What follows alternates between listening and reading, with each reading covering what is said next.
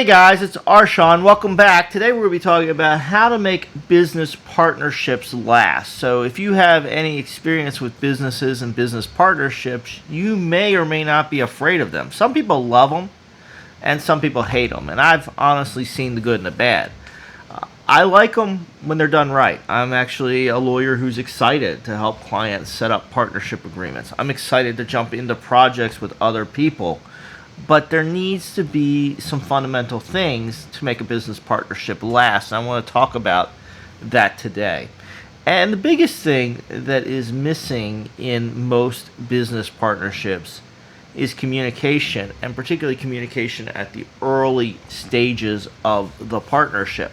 So when you're going into business with somebody, you want to sit down and have the hard conversations up front. And most people do this backwards.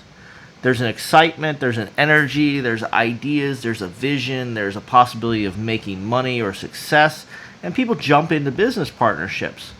The problem is that they then get into the partnership and then the details start coming out.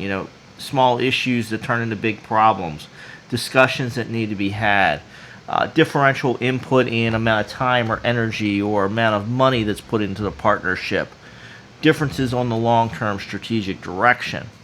And while you can't anticipate all of the questions and all of the pathways that are going to come up in the life of a business partnership, what you can do is sit down and map what are likely issues, but also map strategies for resolving issues.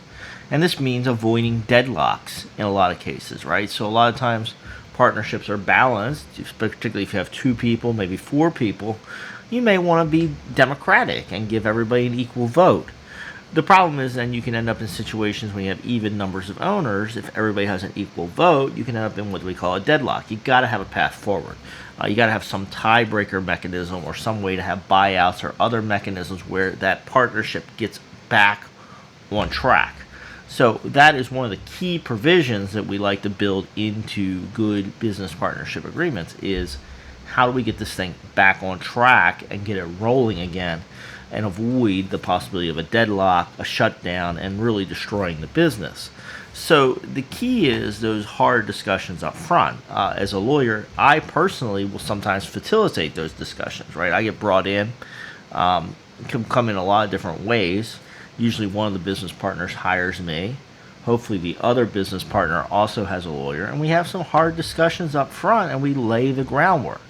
Yes, this costs money and it takes time up front and it destroys some of that initial energy, but it lays a very, very, very strong foundation for the future, which can be absolutely critical. So I want to encourage you, if you're thinking about building a business partnership, maybe you're hesitant about a business partnership, finally to jump into one, that you think about laying that foundation and how that's going to happen.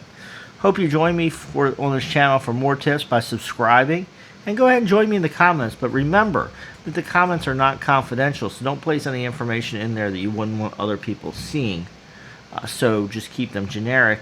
If you have confidential issues, of course, reach out to an attorney of your choosing. Find one that's licensed in your jurisdiction that can help you build up on these issues. Thanks for tuning in today, folks. I'll see you in the comments.